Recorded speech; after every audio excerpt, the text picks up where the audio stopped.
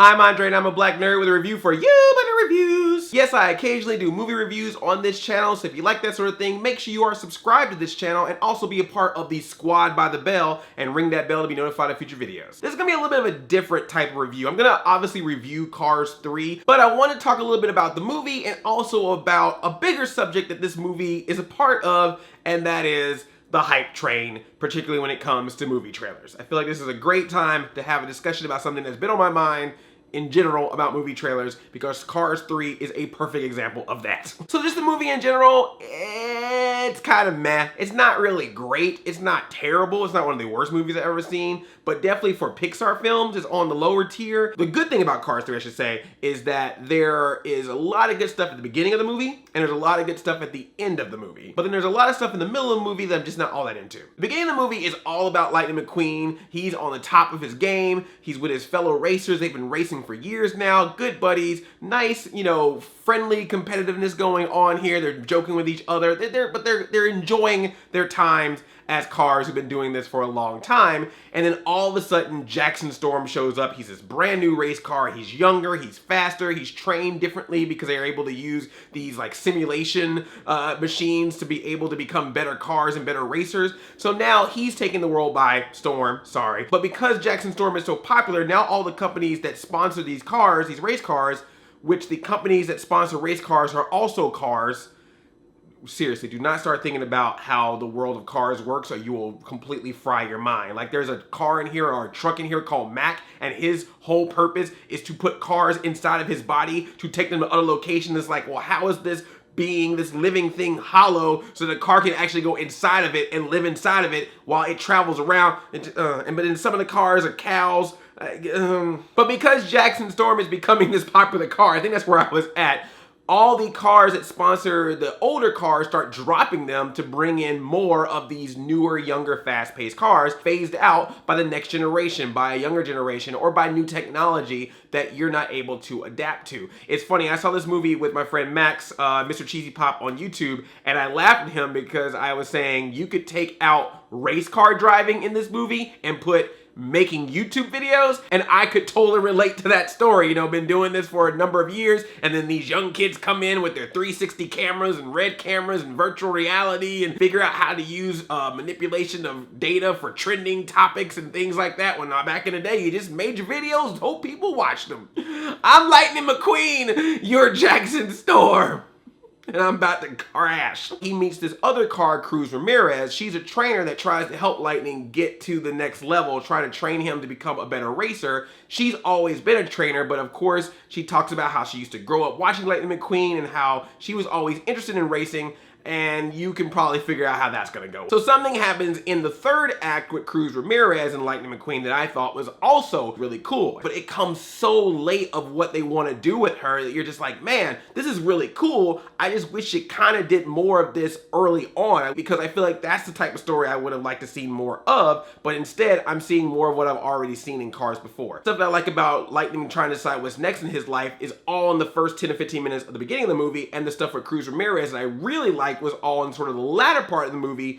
The whole middle section is just about Lightning McQueen wanting to be a better racer and beat Jackson Storm. This is the type of story we've already seen in Cars 1 and we saw in Cars 2 in between all the segments where Mater was a spy. And it's kind of a shame. I mean, there are a couple of good scenes in there. Like, there's this whole scene that takes place in basically like a demolition derby that I thought was one of the most awesome showpieces of the movie. And I did like all the stuff that they did with Doc. Paul Newman passed away after the first movie. I like that they did these flashback scenes with Doc, and apparently they also use unused audio from Paul Newman to be able to add more scenes with him in this movie. I thought that was a very nice homage, a nice tribute to him, which we didn't really get that much of in Cars 2 because Mater was too busy being a spy. But so much of the movie is Lightning just saying, I can still race, I know when I'm done, you can't tell me when to quit, I can still beat him, and everyone's like, dude, it may be time for you to move on to the next thing. Someone tells Lightning, you know what, maybe you should use your name to basically become a brand. You make a legacy out of what you've created by using your name for products or things like that. And of course, Lightning's like, I don't really see myself as a brand. And I'm like, are you serious? The entire Cars franchise is about being a brand. You are specifically made to sell things like this. This is the ultimate Lightning McQueen, ladies and gentlemen, from Spiro. I actually did this, play with this car in a Regal video for catching up with Andre. We talked about Cars 3 and I played with that car. So if you want to see that, be sure to check that video out. It's actually kind of fun. But there's nothing wrong with that. I mean, ask Shaquille O'Neal and Michael Jordan. I think they've done pretty well in not playing sports anymore and using their name for other things. I see Shaq with the General all the time. Go to the General and save some time. So that's what makes the movie kind of meh. Great beginning, great ending, but the middle was just kind of bleh. The reason why I bring all this up is because it's a completely different vibe than when I saw the trailer, when a lot of us saw that teaser trailer where lightning spins out and they do that slow motion crash. When you saw that trailer, you just thought, oh my gosh, is this gonna be a darker, grittier Cars? Is Lightning McQueen gonna die? And it put all these thoughts and ideas in our brains of speculating what we're gonna see in Cars 3, which I can just tell you right off the bat don't happen. Yes, the crash happens. Yes, Lightning McQueen does get in a car crash.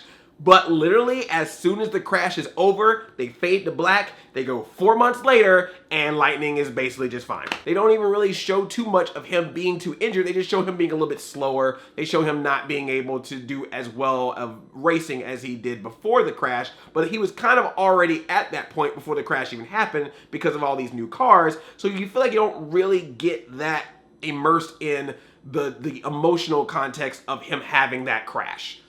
Which is pretty much the big thing that this movie had been trying to sell us on from the get-go. And I think that that's something to kind of point out when we talk about movie trailers. Because I know that because of YouTube and social media and this quest to always put stuff out when it's trending or when it's live, and I'm just as guilty of it as anybody else, put all this speculation out there about trailers, about what we think is gonna happen in the movies. We talked all this stuff about 1 minute, 2 minute scenes of trailers, but we have to remember trailers are commercials. They are there specifically to get us enticed to see the movie. And if that means being a little manipulative or basically lying a little bit in the trailer to get you to go see the movie, a trailer will do that. How many trailers have we seen where what the plot kind of looked like it was going to be in the trailer was nothing like what it was going to be in the movie? We've had full scenes in trailers or full shots in trailers that never show up in the movie. Some of them were never even intended to show up in the movie. We had this big, huge hype over Lightning McQueen crashes, and it is a small segment in the entire film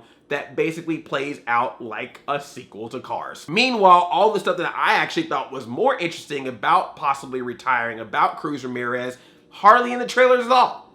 Or at least maybe not in that first one. Maybe in some of the later trailers, which I never really saw. Maybe they focus a little bit more on that. Trailers, teasers, images, posters, hearsay, all of it is just to generate hype to make us buy that ticket to go see the movie. And there's nothing wrong with that, but I think that sometimes we gotta remember that, because sometimes we can get a little intense or a little judgmental very early on about a movie based on a trailer, based on a teaser, and maybe sometimes we're a little too emotional in that context. I know numerous times where I've seen a teaser or a trailer that wasn't good, and then I saw the movie and thought, oh, this actually is pretty good, because sometimes the movie doesn't want to show you the real good stuff. Sometimes the movie wants to show you all the good stuff right up front so they can get you to get in the theater, but then sometimes I go see a movie and I go, wow, this is a good movie, but I pretty much saw all the best scenes of the movie in the teaser trailers or the trailers, you know? And there's times when I watch a trailer and I just go, okay, good, that's some good shots of that movie and interesting, but I'll wait and see what happens when the actual movie comes out.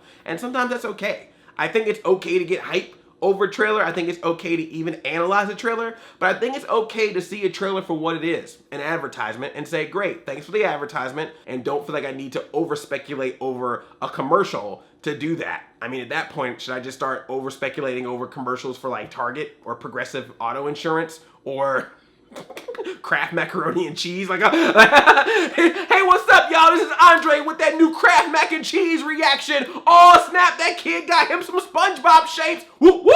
I should start doing that. Andre's reaction to just regular TV commercials. Look at her use that pine saw. What?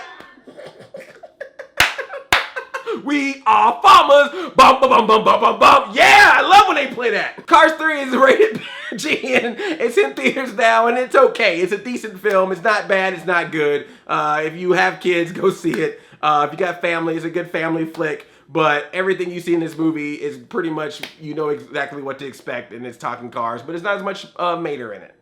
Let me know if you saw Cars 3 and what you thought about it, or if you're planning on seeing it. And what do you think about these thoughts that I have about trailers? Am I being too critical about trailers? Or do you kind of feel the same? Be sure to subscribe. Make sure you're also notified, and I'll see you on the other side. I love you like a play cousin. I'm Audi 5000. Chain Chomp. Yelp.